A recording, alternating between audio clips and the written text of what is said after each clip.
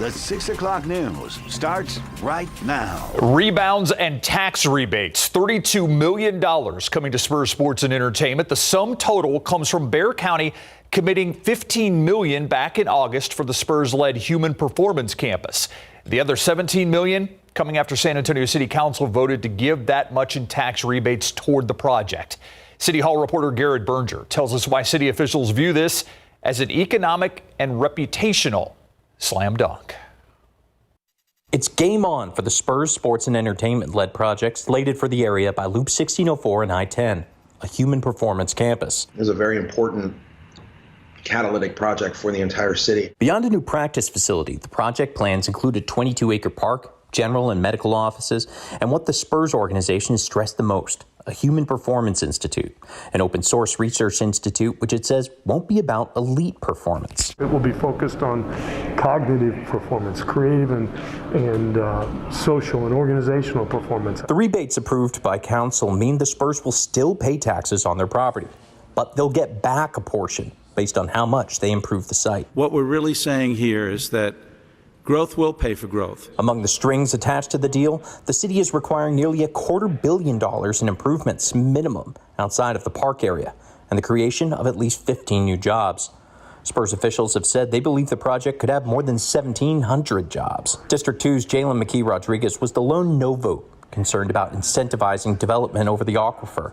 Though the mayor and city staff pointed out that as part of the deal, the Spurs have agreed to stricter requirements on impervious ground cover and tree preservation than they'd otherwise have to. And so combining those development standards from the city perspective in an economic development agreement was the first time we've done that. As for when the project tips off, the Spurs say they're ready to go. We'll be making announcements soon. Garrett Berger, KSAT 12 News. The two groups on opposite ends of the issue responding to a judge's halt on the new abortion law in Texas. The judge stopped enforcement of that law, which does not allow abortions after 6 weeks of pregnancy. The executive director of the Texas Alliance for Life, a pro-life organization, saddened by this decision and says there are organizations that will help women with an unplanned pregnancy with necessities like clothes and diapers. Meanwhile, the founder of Whole Woman's Health, which operates 4 clinics in North, Central, and South Texas, glad to resume their work. We believe it is the responsibility of the government to protect everyone, including the most vulnerable, tiny Texan, the unborn child. We have reopened our schedule to expand beyond that 6-week limit in our Texas clinics already. In fact, last night, we reached out to some of the patients that we had on a waiting list to come in to have. Miller says September 1st, when the law went into effect, they had to turn away hundreds of people. It'd been rumored, now it's happening. This just in, we're learning Tesla is moving its headquarters to Austin. CEO Elon Musk making that announcement at the company's annual shareholder meeting. The headquarters right now is in Palo Alto, California. Musk has hinted at the move to Texas for months, especially after last year when California's shelter-in-place measures were issued. For more information on this developing story, you can head to our website at KSAT.com.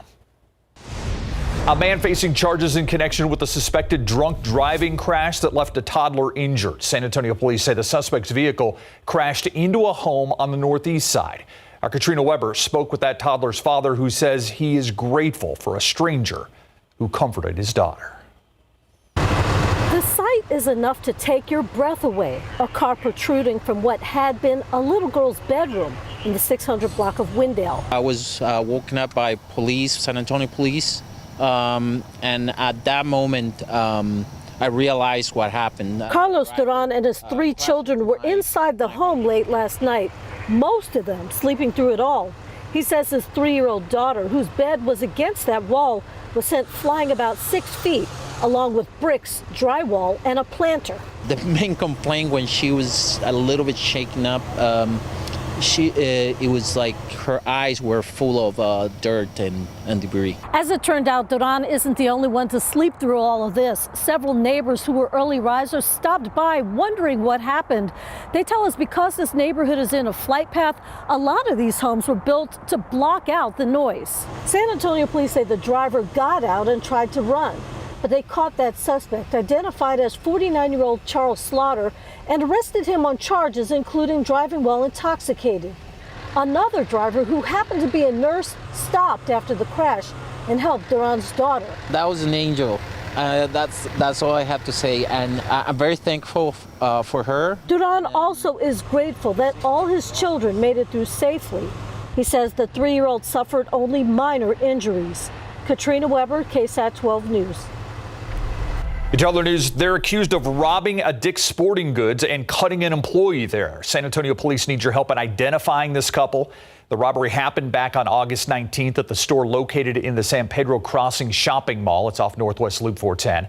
Police say they took off with several items without paying. An employee confronted them on the way out, but was cut on the hand by the alleged suspects. Anyone with information asked to call the San Antonio Police Department's Robbery Task Force Unit at 210-207-0300. As the city of New Braunfels grows, so has the need for additional first responders. Construction projects underway designed to help the police and fire department as they continue expanding. Tiffany Huertas takes a look at how these investments are supposed to help these departments and keep the community safe. This building is really designed for the future New Braunfels. As large as we get as a city and a police department, we'll be able to handle it with this building. The city of New Braunfels' new 65,000 square foot police station and Veterans Memorial expected to be completed by spring 2022. The chief of police, Keith Lane, says they will have more space to hold community meetings, and the location is key. Getting in and out here is a lot easier than we currently are. The project is estimated to cost more than $36 million, with more people moving into the area. Chief Lane says they have been busy responding to a higher number of calls for service. So we're going to more alarms and traffic accidents and city ordinance violations. According to the New Braunfels Police, from 2016 to 2020, they made over 10,000 arrests. Since 2016, they've had at least 12 murders. Lane says they are staying proactive and recently created a street crimes unit. Whether it's gang-related, narcotics-related, that type of thing, or property crimes. The city is also investing in the fire department and currently constructing 2 new fire stations at a cost of more than $12 million. We're addressing growth as a department. We added 6 more firefighters beginning October 4th. Interim Fire Chief Mike Wayman says they are currently in the process of finalizing plans to build another fire station. The mayor of New Braunfels says these types of investments are necessary. Our community gets it. They understand if we want to be the type of community that all of us old timers want it to be, and all of those new folks coming to town want it to be, we've got to keep up with the growth. Tiffany Huertas, KSAT 12 News. More mental health services are coming to rural areas in South Texas. This after a nearly $5 million grant issued to the Camino Real Community Services Center.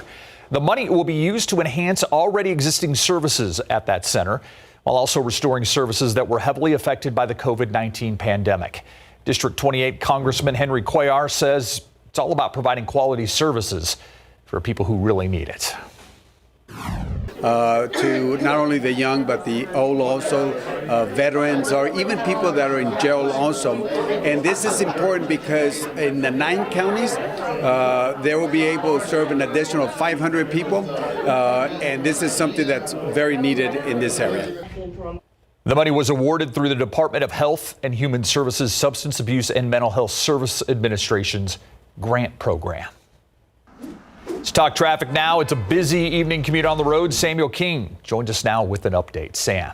Looking at some issues on Loop 410 this evening. This view is at Loop 410 at McCullough, but we'll show you on the map here in just a moment some other issues that we're seeing on Loop 410. See that travel westbound, I think, but a little bit slow. And yes, it is westbound there. But we're also watching this situation down on the southeast side. A major backup still on Loop 410 at I-37. That's about a 5-mile backup at least, maybe 6-7 miles all the way back to Rigsby there. So watch out for that. And also some delays on 37, 18 minutes still on I-10 to Loop 410. So watch out for that this evening. Steve?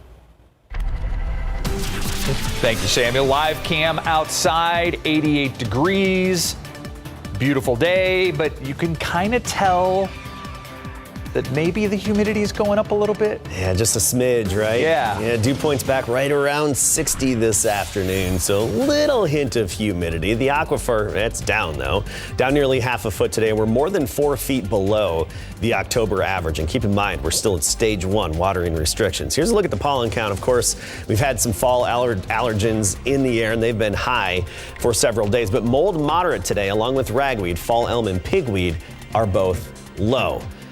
Today, we topped out at 89 degrees. That's 4 degrees above average and 10 degrees shy of the record.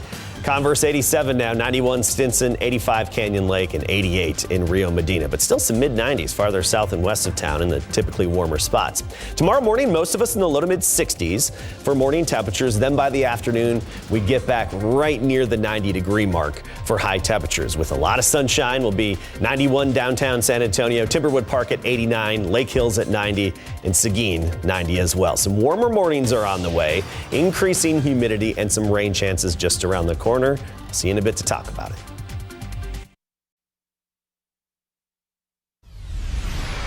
All right, we're just moments away from our daily briefing at City Hall with the mayor and the county judge. And so far, the trends when it comes to COVID have been very encouraging. We've seen the positivity rate go down. We've seen the number of cases go down. And in today's report, let's hope that those trends continue. There's still some concern about winter surge, but let's see what the numbers are today. For Metro Health, and this is our COVID-19 update for the San Antonio community. Today we're reporting 396 new cases of COVID-19, so our 7-day moving average has also dropped to 400.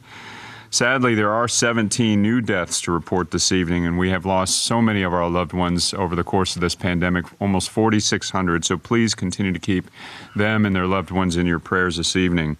Over in our hospitals, there are 496 patients, so we're thankful to be below 500 for the first time in quite a while. There were 59 new admissions in the last 24 hours, 184 patients in the ICU, and 98 on ventilators with COVID-19. 82% of patients in area hospitals are unvaccinated. Again, get your vaccine. Stay out of the hospital. 20 patients tonight in the hospital are children. So on our vaccination report, Metro Health is continuing efforts to get people eligible, get people who are eligible to get vaccinated. And as of today, 1.5 million eligible residents in our region have been fully vaccinated, or have had at least one dose of the vaccine, and 1,252,704 individuals are now fully vaccinated. We're making great progress to get people vaccinated, but it's important to remember that our immunocompromised neighbors and all children under 12 remain ineligible to receive a COVID-19 vaccine. So now that the virus is in a manageable position, it's at low levels, it's time to double down on mitigation measures and step up to get vaccinated. This is the opportunity that we have, according to our medical professionals, to issue a knockout punch to COVID-19 in our community.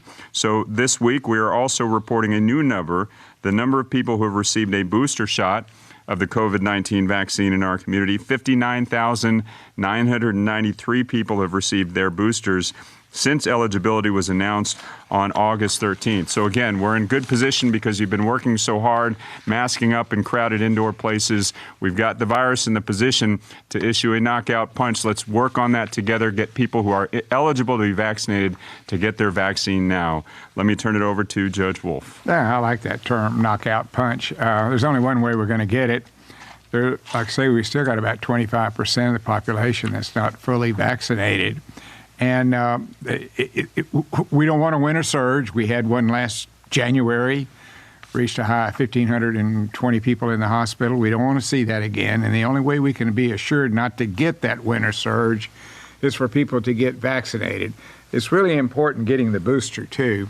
There was a pretty thorough study done that as time passes, the effectiveness of the Pfizer vaccine, as well as the others, will trail down. And while the Pfizer vaccine has kept us out of the hospital, it still doesn't mean that you cannot get sick because after about a 6-month period, it's gone down to like from 88% maybe to around 50. So that booster shot is really important for you to get. That's a 6-month time frame in which to get it. So please go get the booster shot. Please get a vaccine if you have not had one before. And I hope people out there that refuse to get it, I hope they think what a danger they are to children, what a danger they are to the rest of the family, what a danger they are to friends and neighbors. So please do it. Please get your vaccination and have some regard for everybody else, because this is a non-vaccinated crisis we're facing. 80-some-odd% in the hospital unvaccinated, 90-some-odd% of the deaths unvaccinated. So please have some regard for the rest of us in this city. Thank you, Judge. And as another reminder, the flu shot is also available at all Metro Health vaccine pop-up clinics. So please also get your flu shot while you stop by for your COVID-19 vaccine. We are entering flu season. We want to make sure that we're protecting everyone from flu as well. All right, a chance to, quote, issue a knockout punch to the coronavirus. That's what the mayor had to say in today's briefing. And again, the numbers continue to trend in a positive way. Below 500 in area hospitals for the first time in a long time. 20 children in area hospitals. That has kind of fluctuated between 20 and 30 throughout this. So we'd like to see that number go down. 1.5 million people have one shot so far. 1,252,704 are fully vaccinated. And you heard the county judge say the only way to avoid a winter surge for sure is to get vaccinated and get booster shots if you're eligible. All right, let's switch over to weather right now and talk about the fact we talked about humidity, talked about the fact, pretty soon we're going to need rain again. Adam. Yeah, we could use a few showers, and coming up next half hour, I'm going to show you the newest drought monitor, and we'll take a look at the state and even some neighboring states and some changes we've had lately. First, let's get to our overall weather pattern. It's still comfortable outside in terms of not being too humid or muggy out there, but that's going to change this weekend. Still quiet over Texas.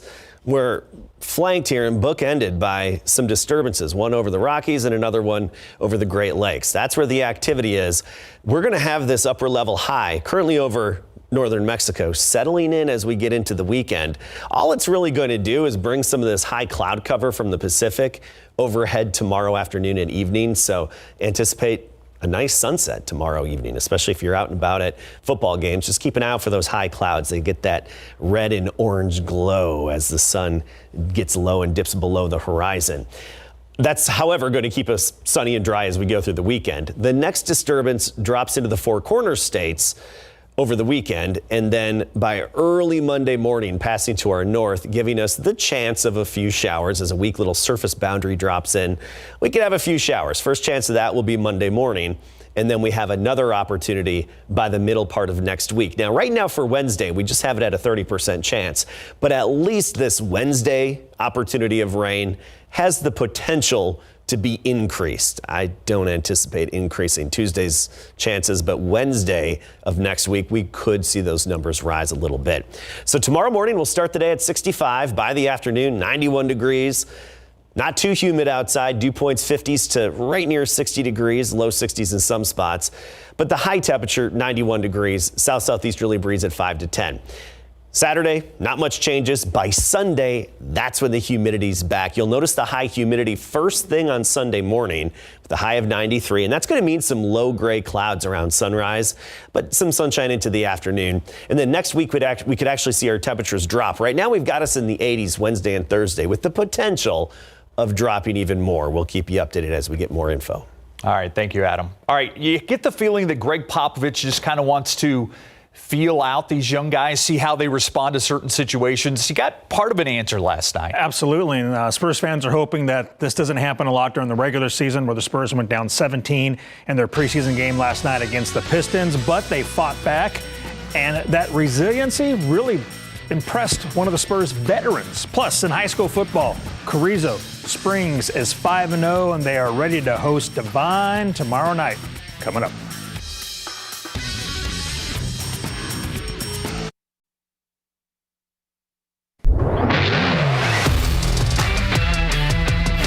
Michigan native Bryn Forbes led the Spurs in Detroit last night with a game-high 20 points. He went 7 for 11 from the field overall and made 6 of 8 three-point attempts. That's a big reason why the Spurs re-signed him, three-pointers. Detroit led by as many as 17 points in the first quarter, but the Spurs fought back to take a three-point lead in the third. Still, Spurs fall 115 to 105. 14-year veteran Thaddeus Young liked how the Spurs came back from that 17-point hole. It's a great sign. It shows that, we know how to fight through adversity, and resiliency, throughout the course of a game, and then, knowing how to kind of peg away, just peg away. Spurs will continue the preseason tomorrow night, 7:30 at home with the Miami Heat. Pro football coverage, powered by Davis Law Firm. Former Dallas Cowboys linebacker Jalen Smith agreed to terms with the Green Bay Packers, a one-year deal worth $770,000. He's still getting $7.2 million from the Cowboys this season. Packers head coach Matt LaFleur didn't hesitate to go after Smith this week when he became available. The two became friends in 2014 while both were members of the Notre Dame Fighting Irish. LaFleur was quarterbacks coach and Smith a linebacker. A veteran guy that's played at a really high level and, just can bring kind of a mentality and leadership to our defense. And certainly he's going to be behind quite a bit. I mean, being the fact that we're headed into week 5 and it's a totally different system. So there's going to be a lot of work that needs to be put in, and not only from him, but from our coaching staff to get him up to speed. But, we'll let him kind of come in here and compete to play. Coach also said it was unlikely that Smith would play Sunday at the Bengals. Tomorrow night, the big game coverage road trip will take us to Carrizo Springs, where the Wildcats will host the Divine Warhorses in a District 15 4A2 opener for both. Led by their first-year head coach, Giovanni Gonzalez, a Carrizo Springs High School graduate, the Wildcats are 5-0 this season. Now, they started the season with 4 straight shutouts. The Carrizo Springs community loves this team and is thrilled to see them winning after years of being down. They've been starving for this it's probably been about 20 years since we've been able to put a season like this together. So, it's great for the kids. The kids are bought in.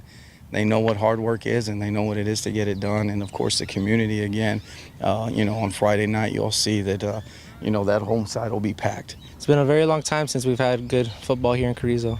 And I know the community backs us up, coaches back us up, and everybody loves it here. And it's a blessing to have a season like this. All eyes on us, everywhere I go. Congratulations, good game Friday. You're doing good Friday. Good luck next week. Y'all gonna do great. Proud of y'all. All everywhere you go. Our community, it's fired up right now. Everybody, we've seen way more fans this year than any other year. There's been way more people coming out. A lot more. It's louder. It's way louder than it has been the past years. It's a 2-game BGC road trip tomorrow night. Divine and Carrizo Springs, and Bandera will play Crystal City. Highlights on the night beat tomorrow night at 10, and then later Friday on BigGameCoverage.com. Excitement springs in Carrizo Springs. Thank you, Larry. Our KSAT Q&A with Dr. Ruth Bergeron is up next. The next step in the fight against COVID-19 is getting a vaccine approved for even younger children. And with that in mind, infectious disease Dr. Ruth Bergeron from the Long School of Medicine at UT Health San Antonio joins us live to talk about some of the questions that you have and we all have when this comes to coronavirus. And that seems to be the big question that we're getting from our viewers right now, Doctor, is when vaccines are approved for younger children, how will this affect the fight against COVID? Well, it's going to be great news. We've really been looking forward to this. I know many parents of children who are in school have been worrying about their kids bringing COVID home and spreading it to the grandparents. They're worried about children getting sick. So this is really welcome news. And how it affects our COVID pandemic depends on a couple of things. It depends on how quickly this vaccine gets distributed to pediatricians' offices and schools. It depends on how readily the public takes up and embraces the COVID vaccine for children. And once we do get the vaccine in people's arms, don't forget, it's still 2 shots approximately 28 days apart, and it takes another 2 weeks after your second shot to be fully protected. So there'll be a lag time between when we get people fully immunized and when they are protected. But we expect this to help flatten the curve and prevent a winter surge, or at the very least, to mitigate a winter surge. There were the talk earlier was that these shots for younger children could be available around Halloween time. Is that still the time frame that you think we're looking at? You know, Steve, I've heard estimates that vary from the end of October to the end of November. So we'll wait and see. But it's really good news that Pfizer-BioNTech did go ahead and submit their request for emergency use authorization to the FDA today. All right, another question that we got from a viewer is, can I get a Pfizer booster shot if my earlier shots were of Moderna or Johnson & Johnson? The answer to that question is no. We want you to stick with the shot that you initially got. So if you're Pfizer to begin with, you need Pfizer boosters. And there is not yet an approval for a Johnson & Johnson booster, but that is probably coming. Furthermore, there are Moderna third shots for immunocompromised people. Moderna boosters have not been officially authorized yet, but we anticipate that's not far from now. So if you're immunocompromised and you got a Moderna shot, you can ask your doctor for a Moderna booster. That is exactly right. You can actually go to the pharmacy and tell the pharmacist that you are immunocompromised. And in that setting, you have to be at least 1 month out from your second Moderna shot. You don't have to wait 6 months from your second Moderna shot to get the third dose if it is being given for the reasons of being immunocompromised. What are some of the factors behind the reason maybe that we have a Pfizer booster that's been approved right now, but we don't have a Moderna booster that's been approved right now? So that has nothing to do with Moderna not being approvable. It has to do with the clinical trials, the data collection, when the data got organized and when it was submitted. And, you know, there are a few minor differences apparently in the duration of protection from the antibodies generated by the vaccines, and those are still being studied and understood. I anticipate that this will happen. It's just a matter of, remember, these are different companies and they have different timelines for when they submit their data for review. Yeah, there's certain hoops that they have to jump through before they can get even emergency use approval. The big question, and we still get it, and I know we've talked about it a lot during this segment, but if you get the vaccine booster shot, can you get the flu shot at the same time? That's the number one hit question. And absolutely, yes, you can go and you can get your flu shot and your COVID-19 booster shot, or your first or your second COVID shot at the same time. If you choose not to get it at the same time, you just wait as long as you want to, but don't wait very long to go and get both, because we want people to be immunized against both COVID and influenza. We want to prevent the so-called twindemic. Remember, the symptoms of the flu can mimic COVID, and flu can make you pretty sick as well.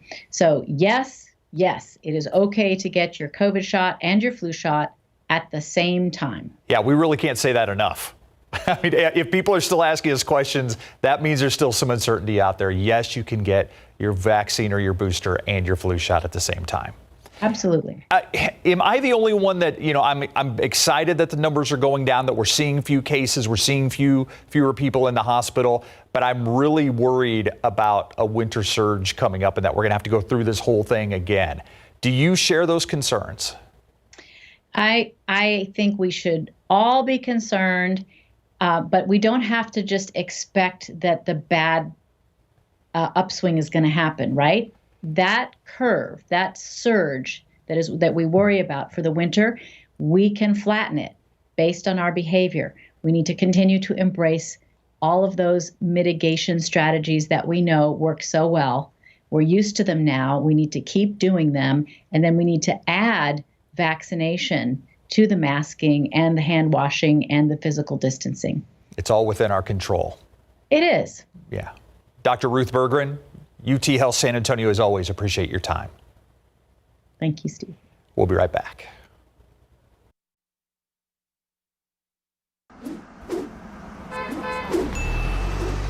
Welcome back. Still a lot of traffic issues for 6:40 in the evening that we usually don't see, and we'll get to that in a second. But a couple of construction reminders here on the northeast side. This is FM 2552 or Nacogdoches Road at Evans Road. That intersection is going to be closed tonight in just about 20 minutes until 7 a.m. They're doing some bridge work there. Also, more construction here north of New Braunfels on 35 between Conrad's and Watson Lane. Tonight it is the southbound main lanes that will be closed.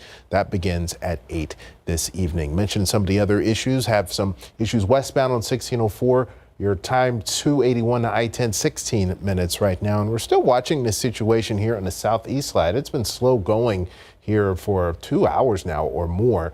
17 minutes still heading southbound on I-10 to Loop 410 and only 4 minutes the other direction. We're still seeing this slow down on southeast Loop 410 heading southbound, so watch out for that. This is Loop 410 in McCullough. Again, still slow traffic at this hour. If you need to head out in a little bit, give it a little bit more time, maybe till after 7 o'clock, and things will calm down, Steve. Yeah, the westbound lane's backed up there. Thank you, Sam. What does the future hold for conjunto music? A local 8-year-old boy is proving the style of music is still going strong. He showed off his skills on a big stage alongside the Garcia brothers. Alicia Barrera gets the story of how he made it on that big stage.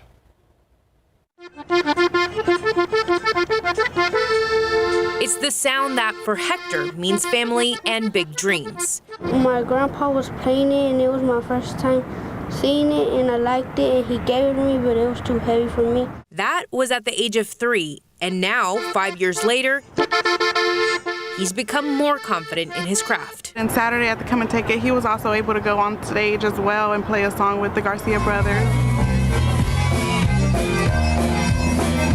He only took it to get their signatures on it. We did not think he was going to go up there, and he started playing it in the crowd, and they took him up there. They were like, come on up, and he played a song, and he did really, really good. The cheers from the crowd and support from the Garcia brothers, who got their start in Eagle Pass, have inspired Hector and his grandpa to continue playing, to keep the spirit and magic of conjunto music and the stories it tells alive. This is a future. This is a future right here. What's that? I want to be able to be like Ramon Ayala. Alicia Barrera, KSAT 12 News.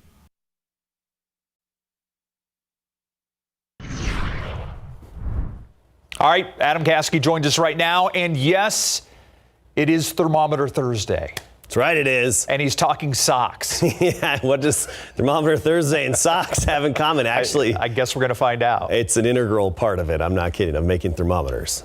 All right. The proper sock is the integral part. Not just any sock. No, it can't, because then you have too much wind resistance. We'll get into that in a bit. Right. You got me started already. Sock it to me. That's what we're here for. Above average temperatures, at least for the afternoons, will be the rule. And that's going to be the case all the way through the weekend until potentially the middle part of next week. We could actually see a little drop off in our high temperatures. The high humidity, the real mugginess and sticky weather, that's back on Sunday. You'll notice it first thing. And we do have a few rain chances ahead of us to talk about as well. Take a look at the big map, the big picture. Quiet again across the Lone Star State. Most of the activity far to the west, in the Rockies, and then far to the east. But they really need that moisture in the western U.S., so it's nice to see them getting that activity. But the big upper disturbance over the Great Lakes, that's the same one we've been talking about since Monday, when it was basically over the mid-south and southeastern U.S.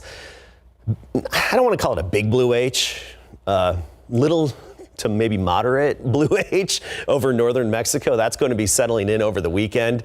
That's just going to keep us high and dry. But one thing I want to point out, this plume of moisture in the mid and upper levels coming off the Pacific, helping to provide some shower activity in the Rocky Mountains. Some of that's going to arc around this high, and I think we'll get some nice, beautiful, wispy high clouds from that tomorrow afternoon and evening. So some of us will have some of those brush strokes in the sky tomorrow evening for sunset, and should make for a colorful and pleasant sunset for some of us out there, especially if you're out at a high school football game. Just keep an eye out for that. Our next chance of rain comes early Monday. This next dip in the upper level flow moves over the Four Corners states over the weekend and then passes to the north of us early next week. So by Monday morning, we're looking at the chance of a few showers. We're not anticipating much. We'll be right on the tail end of the activity. Most of it's going to be farther to the north of us, but we'll take what we can get. This is the latest drought monitor. Now 8% of Texas is in drought. That's good. I realize that, but we're drying out a bit. It's good, but not good enough for what we want, right? We want that to be 0%. We're slowly headed in the wrong direction, so it'd be nice to see more showers. And really, Monday morning's not our only chance. Before we get to our other rain chances, I want to point out New Mexico, big improvements, along with our friends in Arizona, have seen some big improvements. Of course, it has been monsoon season there as well.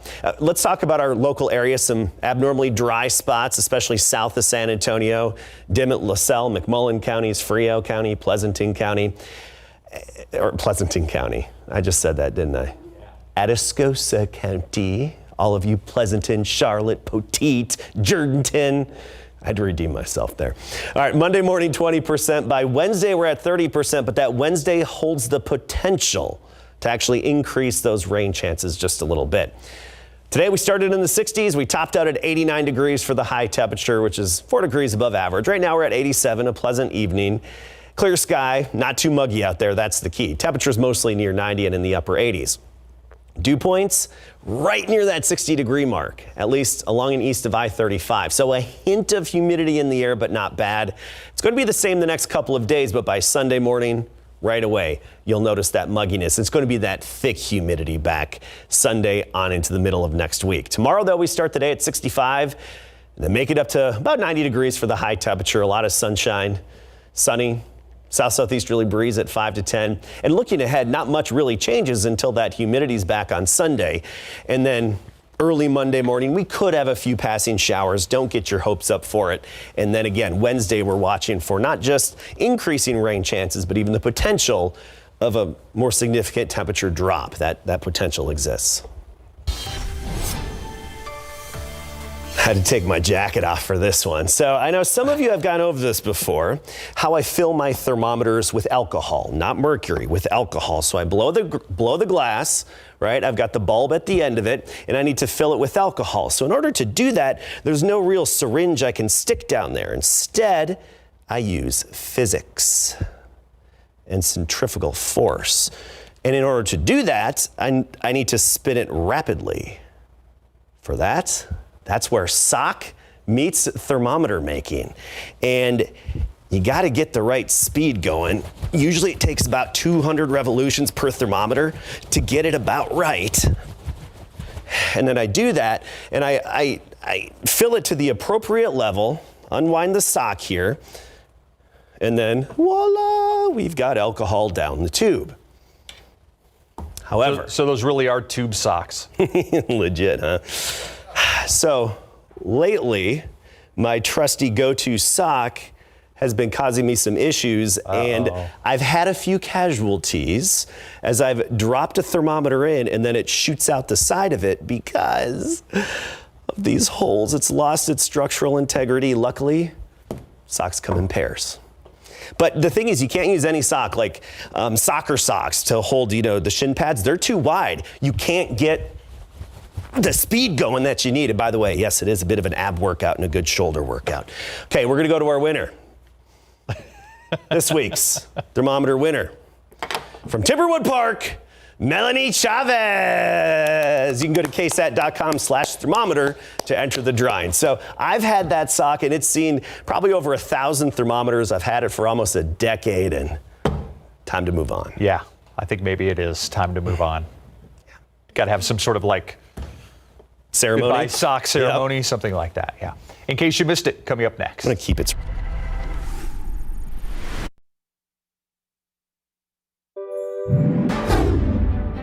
And a good morning to you. Hope you slept well last night. It is Thursday, October 7th. And Katrina, you mentioned earlier that the driver tried to run away after this happened. They did catch him very quickly, just a couple of blocks away.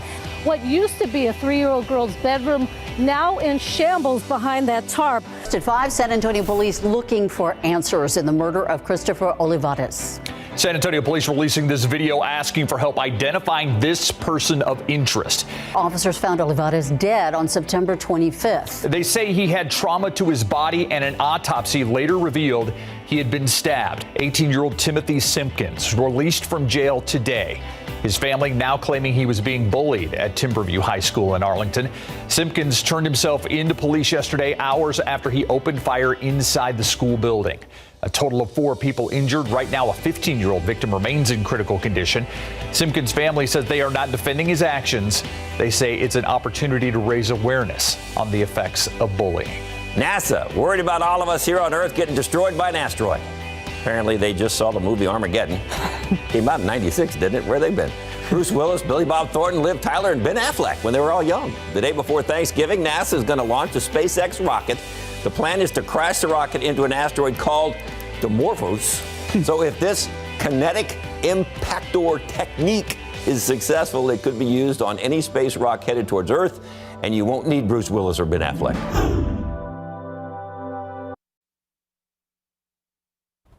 Tomorrow morning, temperatures in the low to mid 60s, not too humid. You'll notice a hint of mugginess in the air. And then by the afternoon, we get back up right up near the 90-degree mark. 89 Timberwood Park, 90 Lavernia, 91 Castroville. Not much changes until Sunday. That's when it's going to be really muggy outside. Thank you, Adam. Thank you for watching. See you back here on the Night Beat at 10.